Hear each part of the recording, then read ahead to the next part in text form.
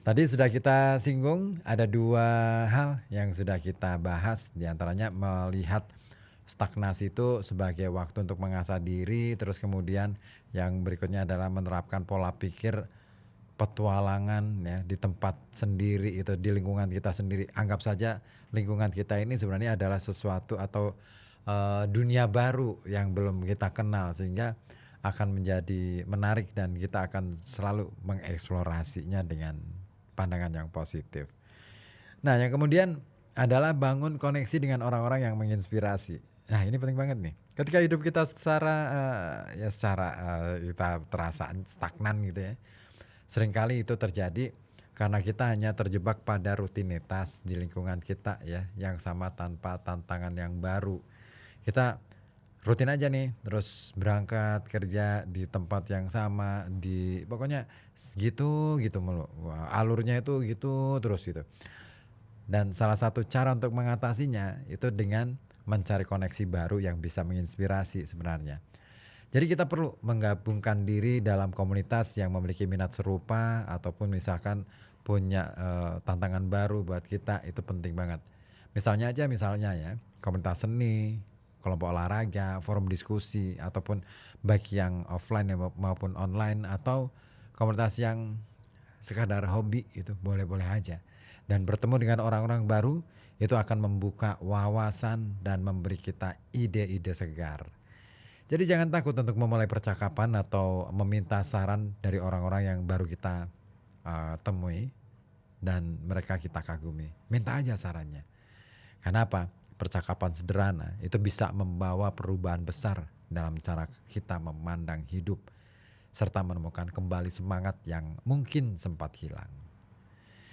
Lalu berikutnya adalah ketika kita merasa butuh untuk menyemangati ya diri kita sendiri, di dalam hidup yang stagnan, kita perlu yang namanya menjadikan rutinitas sebagai ajang kreativitas. Nah, ini keren nih, kalau yang ini oke jempolan banget nih. Jadi rutinitas ya, seringkali menjadi penyebab dari stagnasi. Kenapa? Kita kan melakukan hal yang sama secara terus-menerus dari waktu ke waktu gitu kan, bosen. Nah, tapi pernah nggak sih kita berpikir bahwa rutinitas itu bisa loh menjadi ruang kita untuk kreatif, membuat daya kreasi kita itu bisa lebih luas lagi, luasnya bahkan melebihi ruangan yang kita huni di dalam rutinitas itu tadi. Jadi kreativitas yang tak terbatas, tapi syaratnya cuma satu, ketika itu diolah dengan cara yang tepat. Nah, misal nih, ubah cara kita melakukan sesuatu.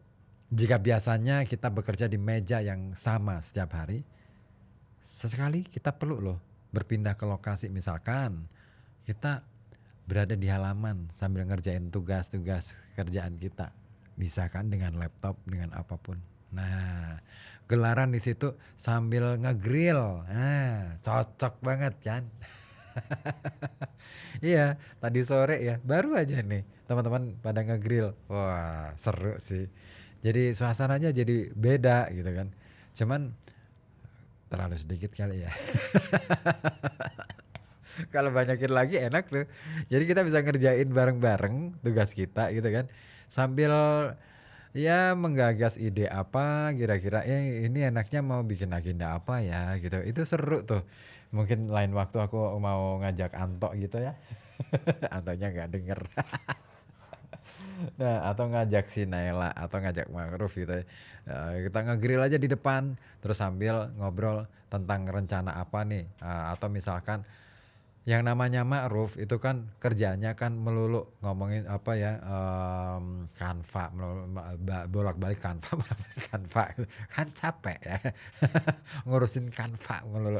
Nah, mungkin sesekali dia perlu nih kasih masukan, aku yakin dia tuh butuh masukan dari teman-teman yang lain untuk bisa katakanlah, kan dia kadang-kadang stagnan juga kan, orang namanya hidup itu pasti ada kalanya stagnan gitu, terus bingung mau bikin desainnya kayak apa modelnya gitu. Nah, kita bisa kasih masukan tuh, bisa kasih kritikan juga buat apa ini desain-desain yang sudah dibikin oleh Ma'ruf.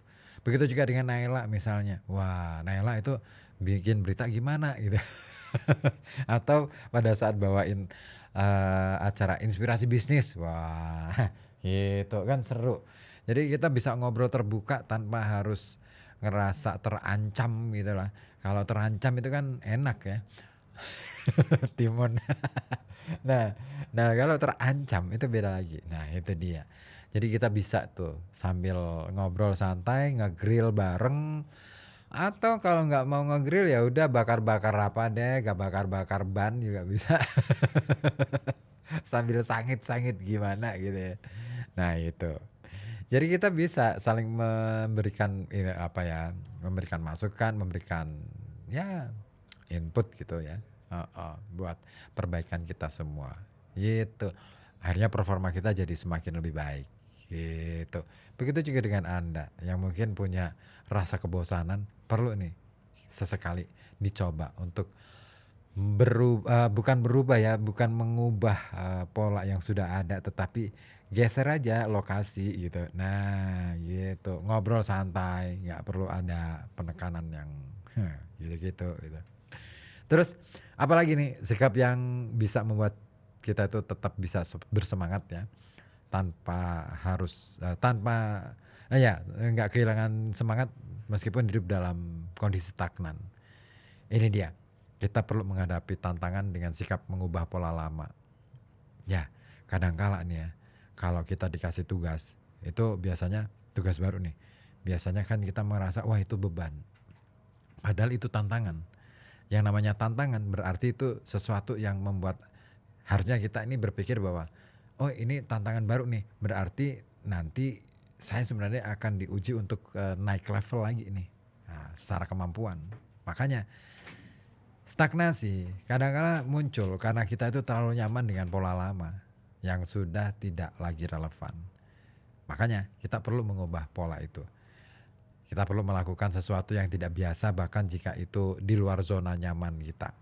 Misalnya, ketika kita terbiasa menghindari kegiatan sosial, kita perlu menghadiri acara atau seminar yang menarik. Atau jika biasanya kita itu takut mencoba hal-hal baru, perlu kita berani untuk mengambil risiko. Ya, risiko kecil aja. Misalkan mencoba jenis olahraga baru, memasak resep yang belum pernah dicoba, membaca buku atau kalau kita menulis ya, mencoba untuk menulis dengan tema-tema baru. Itu pasti seru deh. Mengubah pola lama tidak harus drastis ya, tetapi cukup untuk mengguncang rutinitas yang monoton. Nah, dengan cara itu kita akan menemukan semangat baru di dalam menjalani hari-hari kita. Dan berikutnya adalah kita perlu mempraktikkan syukur dengan cara yang berbeda. Ya, banyak orang menduga sering banget nih berbicara tentang rasa syukur, tetapi jarang orang berbicara tentang bagaimana cara melakukannya. Ada banyak cara, salah satunya ini, kita perlu coba menuliskan hal-hal kecil yang kita syukuri dalam setiap hari. Tetapi jangan hanya berhenti di situ. Buatlah proyeksi visual seperti kolase, foto ya, atau jurnal seni untuk merayakan momen-momen tersebut. Dan melihat hasil kreasi kita, itu akan memberikan rasa kebahagiaan yang berbeda dan membantu Anda menghargai hal-hal yang sederhana. Selain itu, mempraktikkan syukur dengan berbagi dengan orang lain itu juga bagus.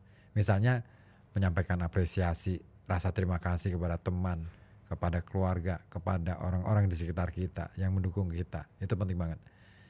Tindakan ini juga tidak hanya akan mempererat hubungan, tetapi juga akan membuat kita merasa lebih terhubung dengan dunia di sekitar kita. Dan yang terakhir, kita perlu berfokus pada pengembangan diri. Nah, ya ketika kita hidup dalam kondisi yang stagnan, tapi kita tidak ingin merasa kehilangan semangat, ini adalah momen yang tepat untuk menjadikan diri kita sebagai proyek besar. Fokus pada pengembangan diri secara holistik, baik secara fisik, mental, maupun emosional. Mulailah dengan menetapkan tujuan kecil yang realistis ya, misalnya meningkatkan pola makan, mencoba meditasi untuk ketenangan pikiran, atau membaca buku yang bisa memperluas wawasan. Dan setiap langkah kecil ini akan membangun momentum yang membuat Anda merasa lebih produktif. Jadi jangan lupa untuk memberikan penghargaan pada diri sendiri. Itu juga penting bagi setiap pencapaian, sekecil apapun itu. Merayakan kemenangan kecil adalah cara efektif untuk menjaga semangat tetap menyala, bahkan ketika tantangan terasa berat. Ya, stagnasi adalah bagian dari perjalanan hidup. Semua orang pernah mengalaminya. Tidak bisa dihindari. Tetapi bukan berarti kita harus terjebak di dalamnya. Dengan menetapkan dan menerapkan apa yang tadi kita sudah bahas, ya siapa tahu itu bisa membuat hidup kita jadi lebih bermakna. Ya, hidup itu adalah tentang bagaimana kita memilih untuk menjalaninya. Dan setiap pilihan yang kita ambil akan membentuk masa depan yang lebih cerah. Hidup bukan soal bagaimana kita sekadar menjalani, tetapi juga bagaimana kita akan memaknai. Dari kawasan Gereja 7 FM 91,2 Radio Kota Batu News Interaktif Solutif. RKB sore, saya akhiri di sini. Kita ketemu lagi besok ya. Terima kasih dan wassalamualaikum warahmatullahi wabarakatuh. Baru saja